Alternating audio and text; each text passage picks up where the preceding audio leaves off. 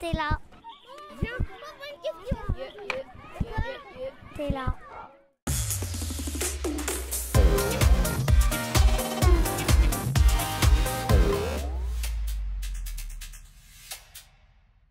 Bonjour, bienvenue sur le plateau du WizMag. On est heureux de vous accueillir pour cette première émission.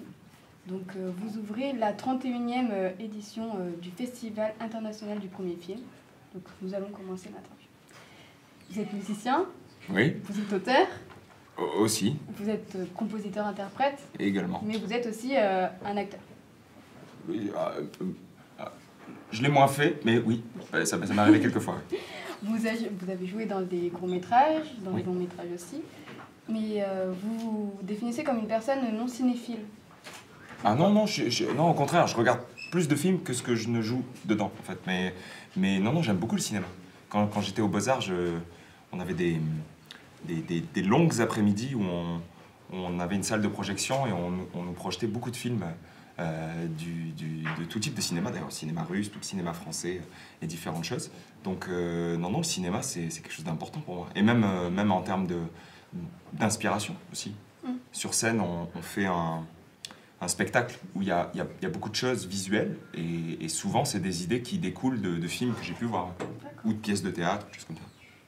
D'accord. Bah justement, par rapport aux Beaux-Arts, quelle était votre ambition de départ? Quand je suis rentré au Beaux-Arts, Oui. Voilà. bah, c'était de devenir plasticien, enfin je crois. Je sais pas vraiment, quand on rentre au Beaux-Arts, on sait pas vraiment en fait.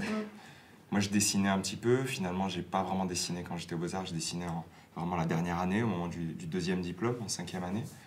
On en parlait tout à l'heure, j'ai surtout appris pas mal de techniques, techniques de montage, on avait un banc de montage, de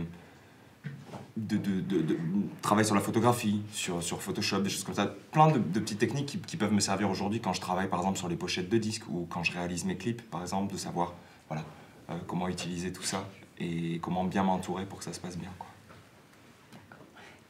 Donc, on va maintenant parler de votre film, donc Pop Ouais. Madame Chien. Qu'est-ce qui vous a apporté? Qu'est-ce que le film m'a apporté? Écoute, ça a été finalement un processus assez court parce que j'ai lu le scénario. Je dis ça parce que généralement, quand on reçoit un scénario, surtout aujourd'hui, les films français ont beaucoup plus de mal à se monter qu'avant, pour plein de raisons, on va pas rentrer dans les détails, et bizarrement, un an après, c'est-à-dire je l'ai lu un été, et l'été d'après, on tournait le film. Donc c'était quelque chose qui s'est fait assez rapidement parce que le film demandait aussi peu de moyens, c'était pas un budget énormissime, donc on a pu monter ça assez vite.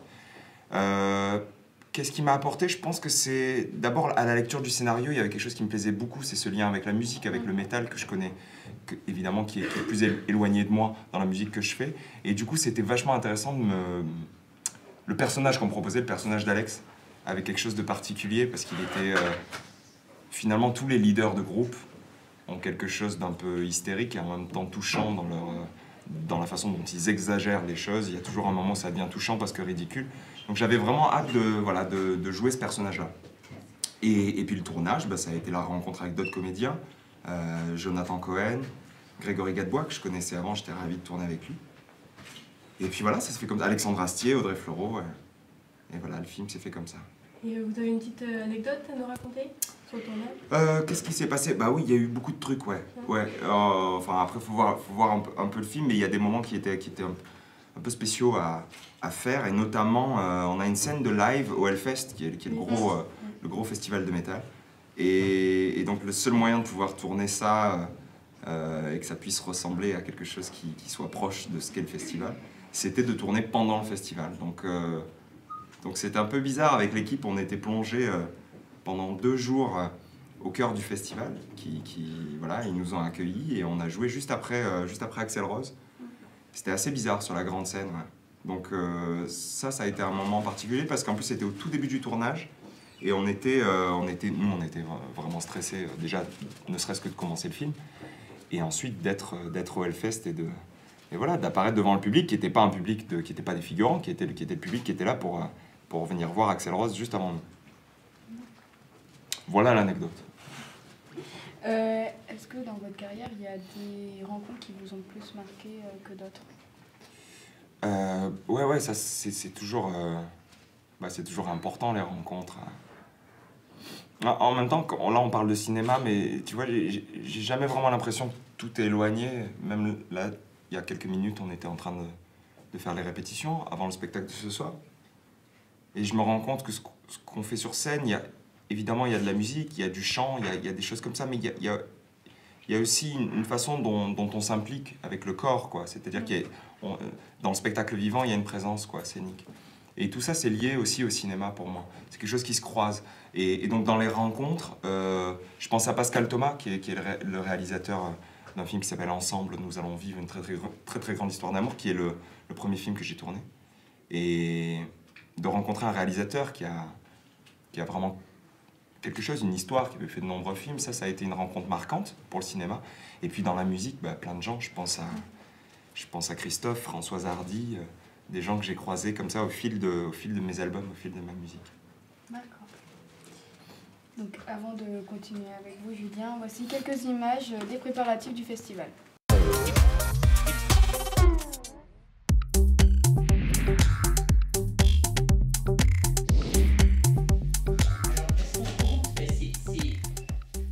Pour devenir membre du jury, il faut soit ne pas avoir...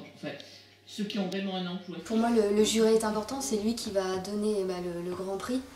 Donc j'avais envie de savoir, de connaître les motivations des autres, de savoir pourquoi ils voulaient être jurés. Et puis c'était aussi une façon de participer autrement au festival. J'ai déjà fait pas mal de choses et je voulais découvrir un autre point du festival. Il y a très peu de festivals qui fonctionnent de cette manière-là, c'est-à-dire qui ont un comité, des jurés qui ne sont pas des professionnels. Et il faut œuvrer pour que ça continue, pour qu'on puisse trouver des personnes qui ne sont pas des professionnels et qui acceptent encore d'être jurés avec nous. On a lu en amont toutes les lettres, donc chacun de notre côté, pour se faire un avis sur les personnes, savoir ce qu'elles aiment, ce qu'elles n'aiment pas. Moi, pour ma part, c'est beaucoup l'écriture. Les personnes qui écrivent bien, je pense qu'elles arrivent mieux à partager leurs idées. Bon, après, s'il y a des fautes d'orthographe, l'erreur est humaine. Et également les critiques des films aussi. Alors moi, je suis un peu sectaire, il y en a qui n'ont pas aimé certains films que moi j'ai adorés. J'avais un peu plus de mal, mais j'ai quand même une ouverture d'esprit assez suffisante pour mettre ça de côté. Et puis il y avait aussi l'espèce de coup de cœur. Et quand on lit des lettres, on imagine des personnes et on se dit oui, ça fera un bon jury. On recherche quand même des lettres plus détaillées qui en présentent une certaine originalité. Donc chacun émet un petit peu, propose des choix. On regarde si nos propres choix se conjuguent avec ceux des autres. Et comme la plupart du temps c'est le cas, on arrive à un certain consensus. Certaines fois, les désaccords naissent, mais on organise un débat, on en parle.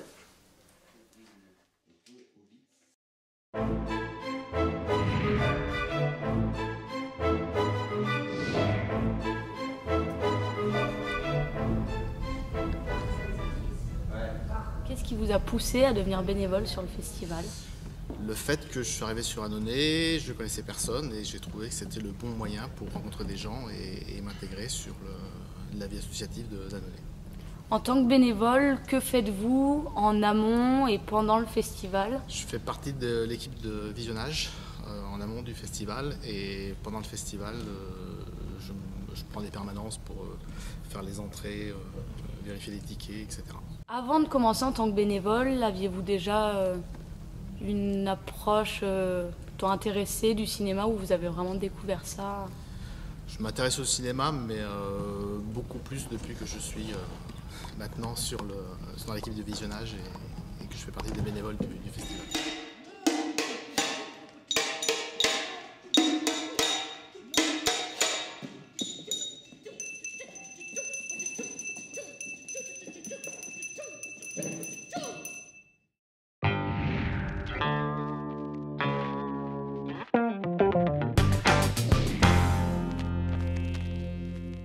J'adore écrire, mais vraiment j'adore ça. C'est un des trucs qui me passionne le plus dans la vie, d'écrire.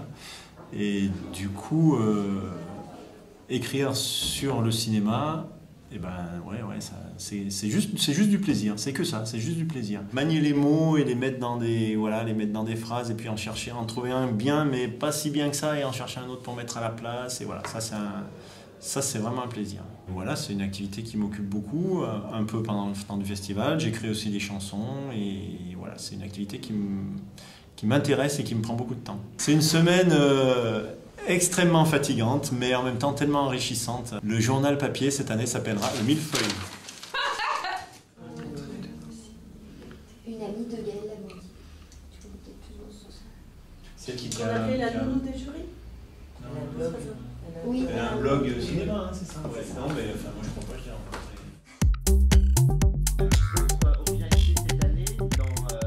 Là, sur Annonay, par rapport à la direction artistique du festival, ça va faire ma 11e édition.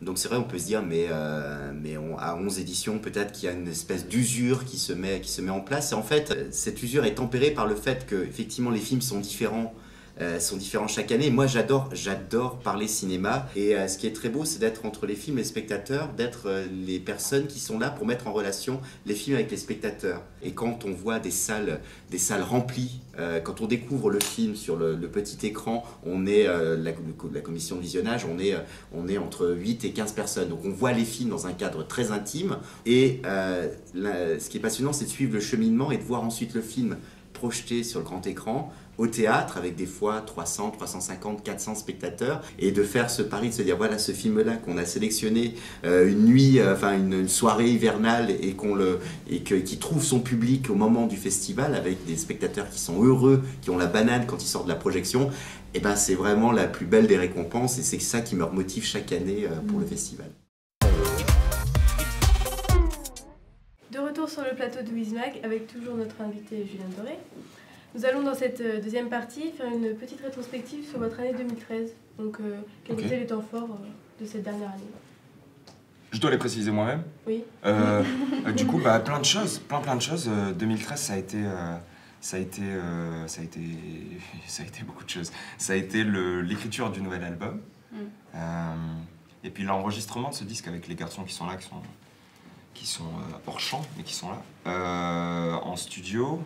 Et puis voilà, ça a été la façon dont ce disque a été fait, et puis de se dire qu'aujourd'hui, maintenant, on est sur scène pour chanter ces chansons-là, quelques mois après l'avoir même écrit.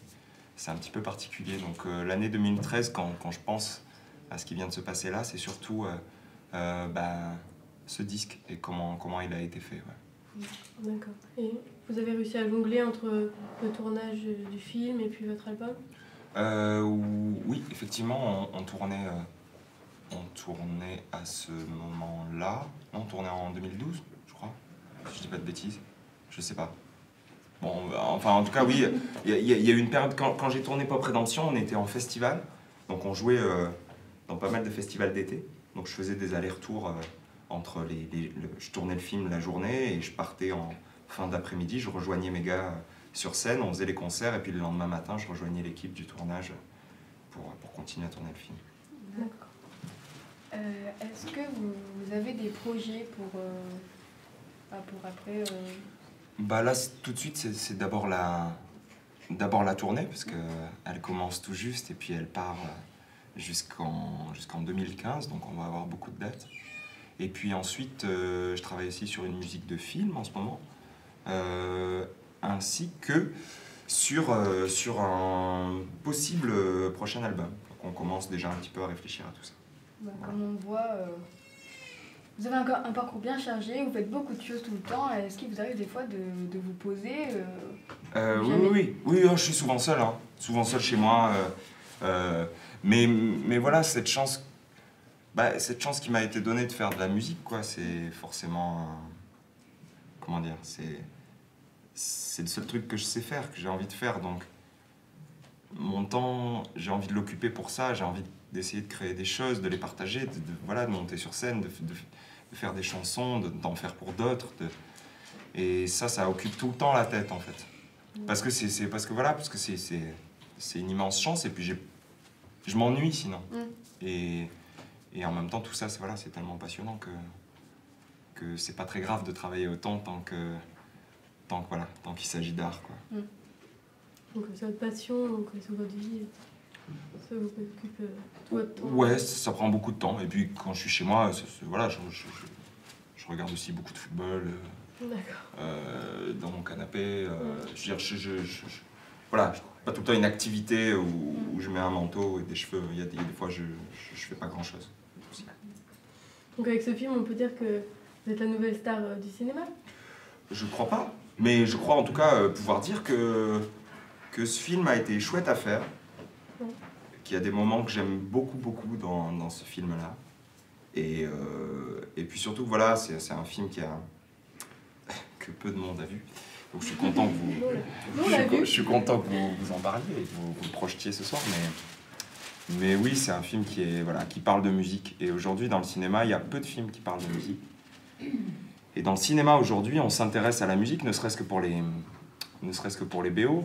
On s'y intéresse un peu au dernier moment, toujours. Donc c'est un peu toujours les mêmes personnes qui travaillent sur la musique de film, qui le font de façon plus ou moins investie. Et généralement, dans un budget pour un film, une fois que tout l'argent a été investi, que le film est là, on se dit « Ah oui, tiens, c'est vrai, il faudrait qu'on s'occupe un peu de la musique. » Donc ça, c'est un peu dommage. Et au moins, ce film-là, voilà, il parle de musique. Et ben, en parlant de musique, on vous a apporté une guitare. D'accord. Est-ce que ça vous dit de nous faire un petit morceau pour un petit avant-goût du concert? Oui, bien sûr. Oui, avant-goût du concert, je sais pas, mais oui, volontiers. On est 7 sur scène, hein, donc c'est...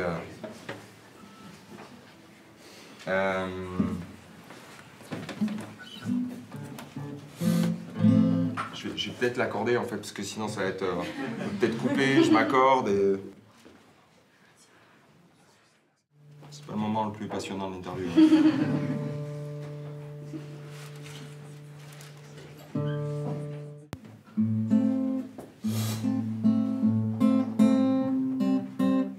C'est encore faux. Vous coupez ça, hein? Parce que c'est chiant. Bon, on va partir là-dessus.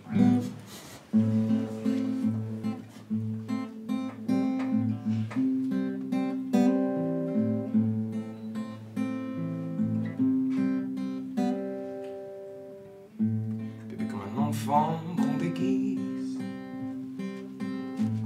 Tu pleures, pleures encore. La rigueur est de mise. Un souffle au cœur encore. J'aime pas quand tu files. Quand tu t'habilles en 4 secondes. Retourne le vinyle. Éteins ta dernière blonde. Wow, kiss me forever. Écrit au lipstick.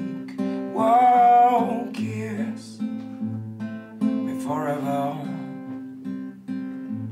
Au rouge métallique.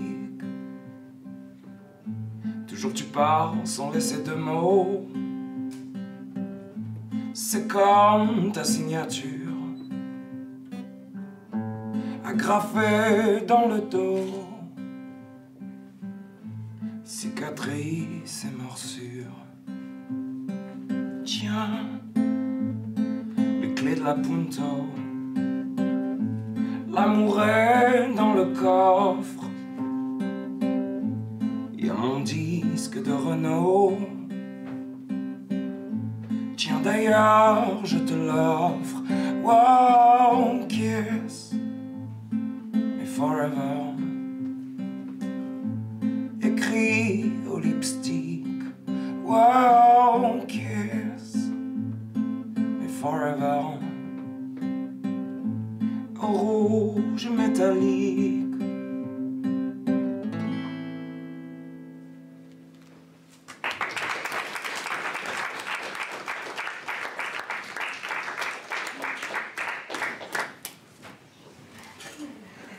Merci beaucoup. Merci, merci à vous. Donc, on a une petite boîte pour vous pour Merci. partir au concert avec Top. l'entrepreneur. Cool, merci. Merci beaucoup. Voilà. Et ben, maintenant, nous retrouvons Mona et Diane pour le With Miam.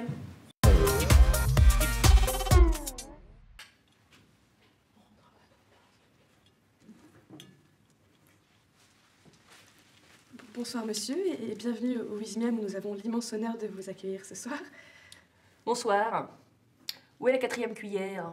La 4e cuillère, vous n'en aurez pas l'utilité ce soir, je crois, avec le menu que je vais vous présenter, qui est le menu des films en compétition, avec en entrée à 10h au théâtre The Long Way Home, en plat principal à 14h au Nacelle La Belle Vie, et enfin pour le dessert à 18h30 au Nacelle, Épilogue. Cela vous convient-il? Cela ne me paraît pas très varié. Vraiment? Où est le menu du chef? En spécialité du chef, nous vous proposons à 11h30 la dédicace des invités dans son domaine de Saint-Clair. Bien. Je peux prendre votre commande? Oui, je pense que je vais prendre le menu discussion, qui me paraît meilleur, avec Saveur du Palais au théâtre à 16h15, accompagné de Christian Vincent et Brice Fournier, suivi du court-métrage Des Quiches et des Hommes. Puis, en plat chaud, je prendrai la projection Henri au théâtre à 21h, accompagné de Frédéric Alexandre et Candy Ming, suivi de son court-métrage Déferlante. Entendu. Un dessert peut-être? Oh non, pour cela j'irai au pied dans le plat. Ah, d'accord. Et un apéritif? Ma foi, pourquoi pas? Un verre de vin? Rouge ou blanc? Rouge, cela va de soi. Saint-Joseph ou Bordeaux? Bordeaux, voyons. Entendu. Je viens vous chercher ça.